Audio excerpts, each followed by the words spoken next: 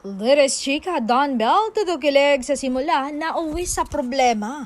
Mas mature at makatotoo ng pagganap ang masisilip kina Bel Mariano at Donnie Pangilinan sa bago nilang pelikula.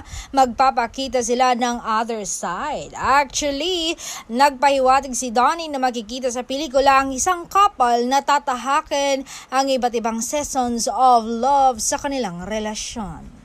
Saad niya, you'll start with the kilig, the honeymoon phase, then you go to the realization that you become familiar with each other, and doon na yung problems na mag-a-arise. So I think it's a combination of all our characters in different stages of their lives, lahat ng aktor. Ang tayo sa wakas, ang magiging huling proyekto ng Don Bell bilang love team. Naniniwala si Bell na ito ang perfect film na magpapakita kung paano sila nag-grow sa mga nagdaang taon ng kanilang pagsasama. Paliwanag ng actress, Donnie and I have been vocal about it na we just don't wanna be Don Bell.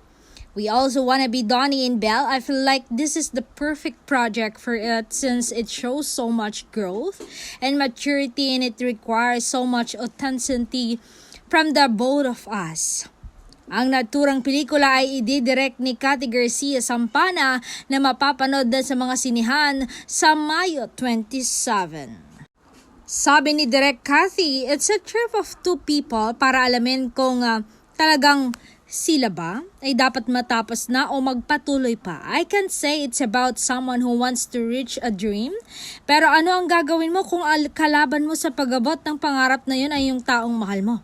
Kasama rin sa cast ng Tayo sa Wakas, sina Epi Quezon, Joros Gamboa, Rever Joseph, Jaime Fabregas, Yayo Aguilar, Alana Paule, Macho Mendoza, Emilio Daes, John Hinondom at Maya Canton.